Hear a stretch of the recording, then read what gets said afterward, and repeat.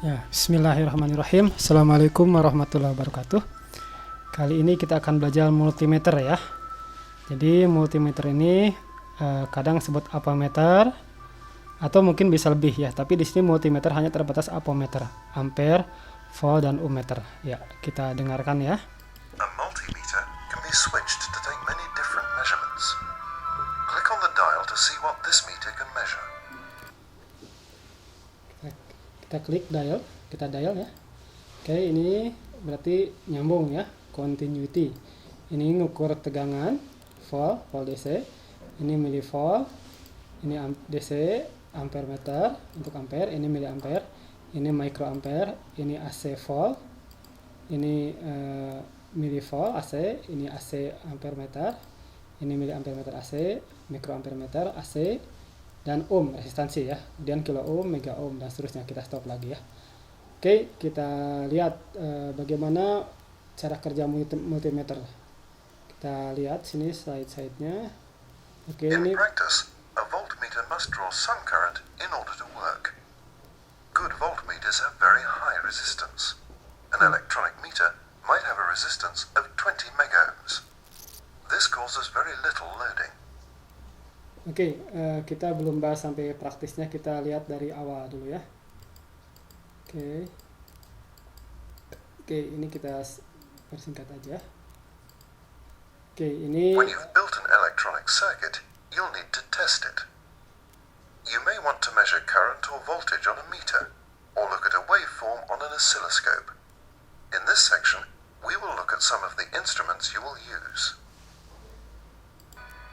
Oke.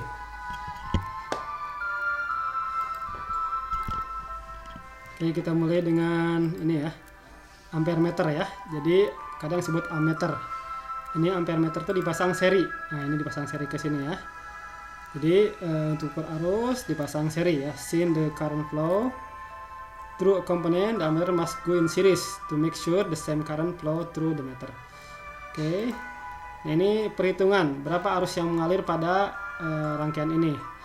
Mudah saja, tinggal I sama dengan V bagi R, 3 dibagi 1, 3 ampere ya.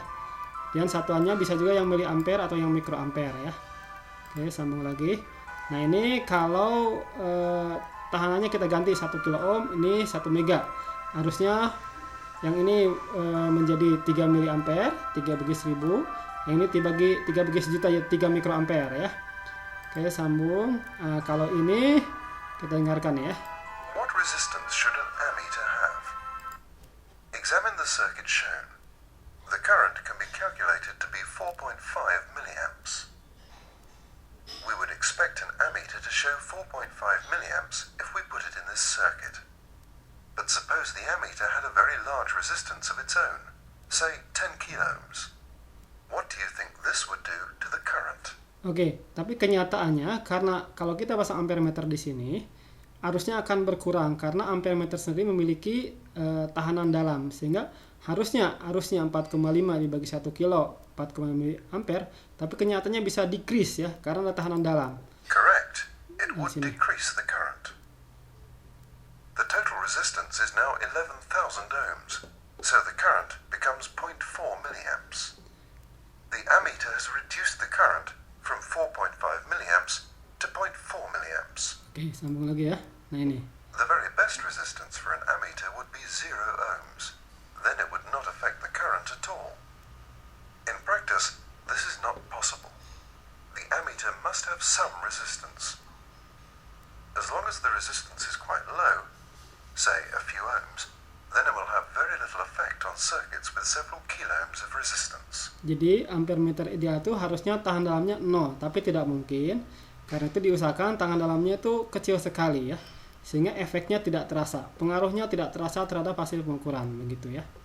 Oke, sambung. Sekarang kita You ke measure voltmeter. voltage or potential difference across a component. Nah, kalau voltmeter dipasang paralel ya. Kalau tadi ampermeter dipasang seri, voltmeter dipasang paralel ya. Oke, baru kita dapat mengukur tegangannya ya. Oke, kita sambung. Nah, ini satuan-satuan dari voltmeter ya, bisa ke milivolt tadi, bisa ke volt. Umumnya kalau kita punya baterai 1,5, 3 volt, 6 volt, 9 volt, 12 volt, ada yang 24 volt dan seterusnya ya. Tapi kalau ini yang bawah itu tegangan yang terukur dari sensor atau termokouple ini bisa kecil sekali, bisa sampai ke milivolt ya. Oke. The volt is the right size unit for most of the measurements we make. Oke, sambung lagi. Nah ini cara mengukur tegangan tadi. Nah kalau dihitung tegangan di sini ini 10 volt, ini 1 kilo. Tegangan di sini tuh hanya berapa?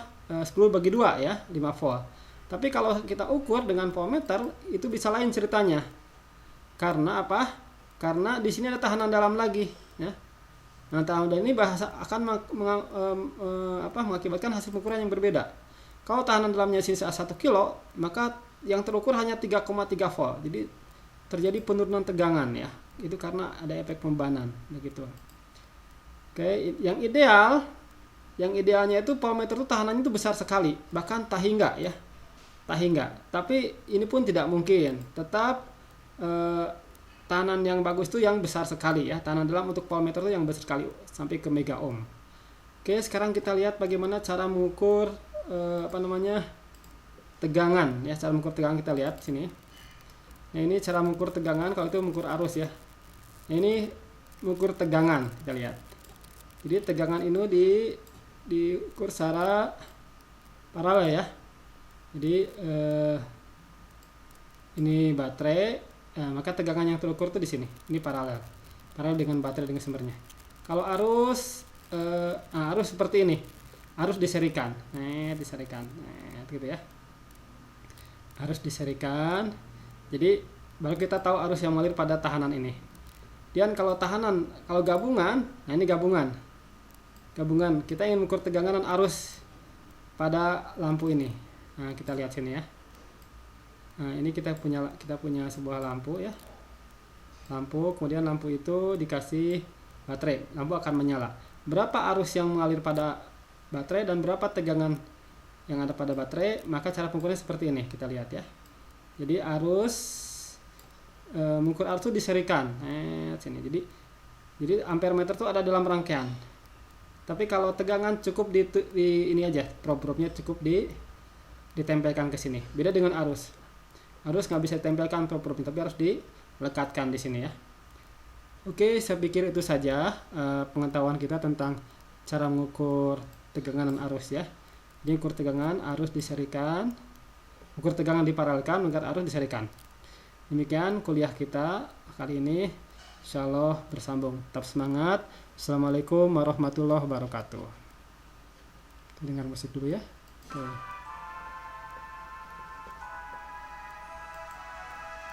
Oke, ini gambar-gambar.